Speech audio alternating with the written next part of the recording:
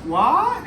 Welcome back, welcome back, welcome back, welcome back. Look who's back. It's MizzyWorld back to present episode 116 of MadMizzy Sports Daily, presented by yours truly, MizzyWorld. And we here to break down, of course, the huge news of no brotherly love in the city of brotherly love. We got James Harden versus Daryl Morey. Who am I signed with in this Philly beef? Then we're going to break down the breaking news of the signings of Ezekiel Elliot to the New England Patriots and Dalvin Cook to the New York Jets.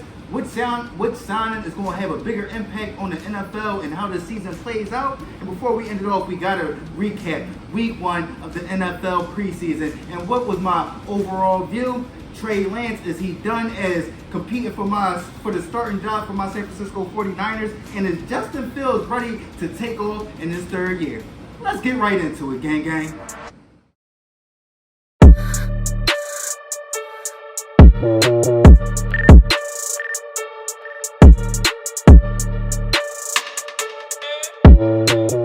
So we're going to start episode 116 off in my hometown city of Philadelphia for the lack of brotherly love in the city of brotherly love. We got James Harden versus Daryl Morey. We got James Harden over in China with Adidas, who he signed by. And the first thing that comes out of his mouth is, Morey is a liar, and I will never be a part of an organization that he's a part of. or something like that. And then he doubled down after it. He said, just in case y'all didn't hear me, Daryl Morey is a liar, and I will not be playing for any franchise that he is currently working for, or something like that. And mind you, he is currently under contract for the Philadelphia 76ers, who Daryl Morey is, I believe, the GM for. So, who am I siding with in this beef in Philly? I'm going to side with James Harden. Y'all know I'm tough on the players. Y'all know I hold the players accountable and to a certain standard. But I hold those owners, the GMs, the execs of those very teams to an even higher standard. Because you know they go out there, they tell these players whatever to come in and sacrifice everything. We're going to talk about the running backs that just signed. Ezekiel Elliot, who gave his all to the Dallas Cowboys. He did get a contract extension. Dalvin Cook, who gave his all to the Minnesota Vikings but didn't get a contract extension. And how teams use you up until you're done. And then they expect you to go out there and not hold them accountable for the things that they tell you to re-sign?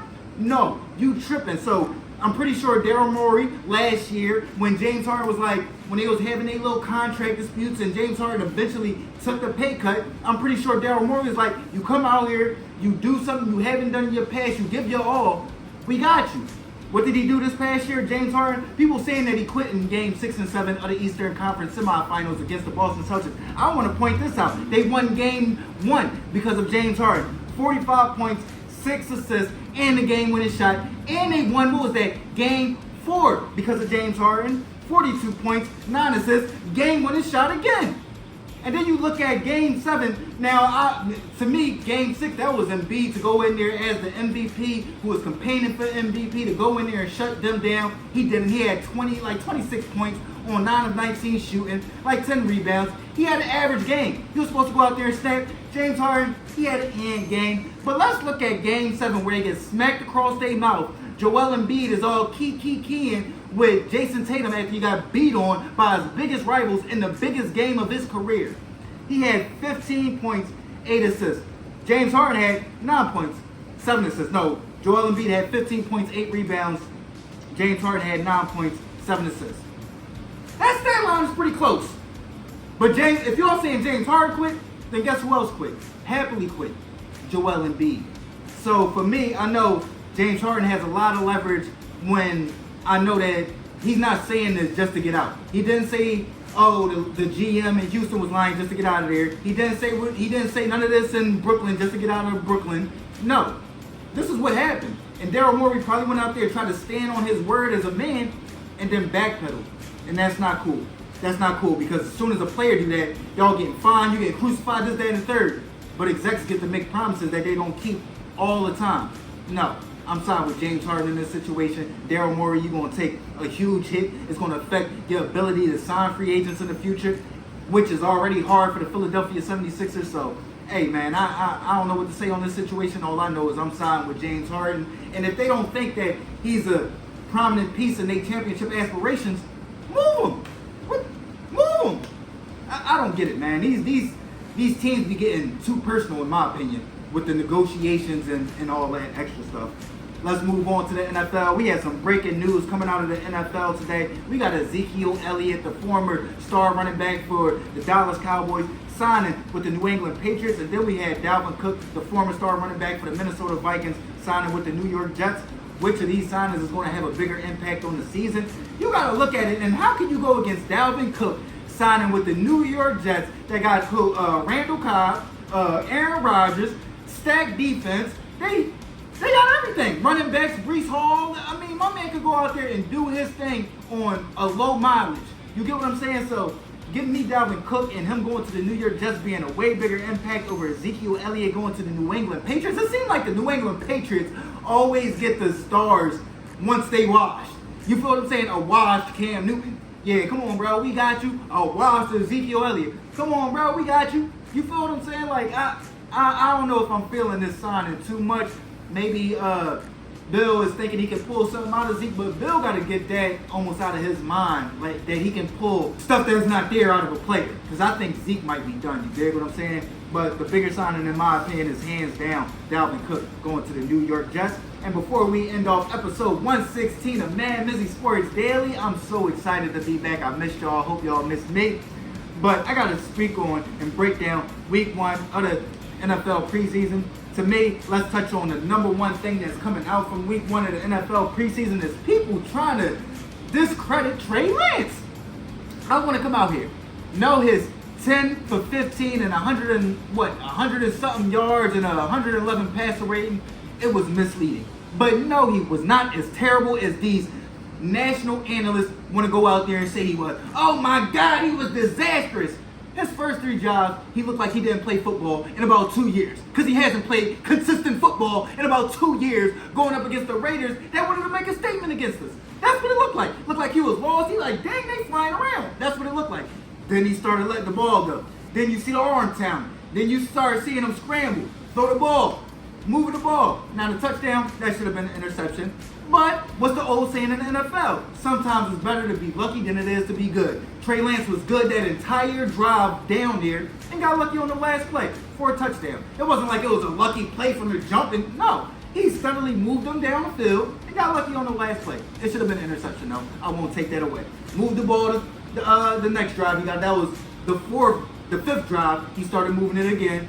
Then we went turnover on downs because we want to all of a sudden run the ball back to back to back, even though they wasn't running it the entire time we had Trey Lance in there. And then the last drive, he threw a pass where he didn't see the underneath receiver. The underneath defender. The underneath defender dropped it. He came back down, drove it down the field in less than 30 seconds to get us in field goal range. Jake Moody missed it, but it is what it is. The entire team looked putrid. Trey Lance was the only one that looked like he wanted to compete, where he was like, man, we not getting beat on. We gonna fight. We the Niners. That's what Trey Lance looked like. Now, I ain't going to sit up there and be like, oh, he was special. He was 10 times better than Brock Purdy. I'm not going to say that. I'm not going to say that. But I do want to give y'all some insight. Everybody that's been around 49er training camp is saying that Brock Purdy is struggling. Trey Lance has been progressive. We've seen Trey Lance progress just in that one preseason game. He is not done as far as competing for the starting job for my San Francisco 49ers. And if he is done, and I'm wrong on this, then this has got to be the biggest debacle and fumble in NFL history for Kyle Shanahan to know Trey Lance didn't play the previous year, coming out into the NFL draft, Salem his rookie year, he gets hurt his 3rd year, and then to not see what he has as far as at least a competitor would just be terrible. Would be terrible, especially as much as we invested in it. So no, he's not done competing for the starting job for my San Francisco 49ers. Moving from San Francisco to Chicago, is Justin Fields ready to take that leap from being a good runner and a good running quarterback to a good quarterback in the NFL in year number 3? I'm going to say, yes, he is ready to blow up and take that next step and become a star in the NFL. I'm going to tell you why. His one preseason game, he went 3 for 3, 129, 2 touchdowns. That's with Chase Claypool. You got DJ Moore from the city of Philadelphia. Shout out DJ Moore. I think just the pieces that they added around Justin Fields, the confidence they instilled in Justin Fields over this past 2 years of saying, of not falling into the national narrative of Justin Fields. Oh, all he can do is throw the ball. He can't develop and this, that, and the third. They said, no, we're going to go get him some top receivers.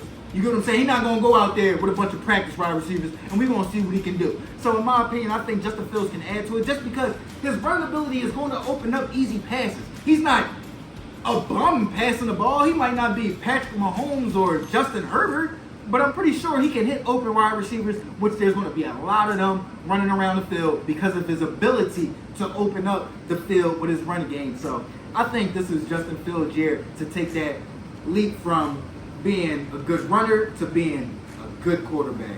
Let me know what y'all think. This is episode 116, MadMizzy Sports Daily. James Harden versus Daryl Morey. Who are y'all siding with in this beef in Philadelphia where there is no brotherly love to be spread?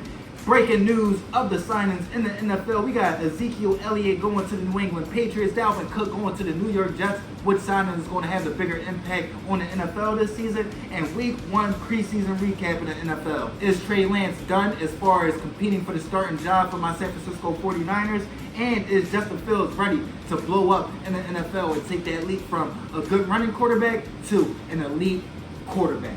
Period. Let me know what y'all think. This is MadMizzy Sports Daily, presented by MizzyWorld Entertainment. Like, comment, share, subscribe, listen, alert. MizzyWorld Entertainment. Gang.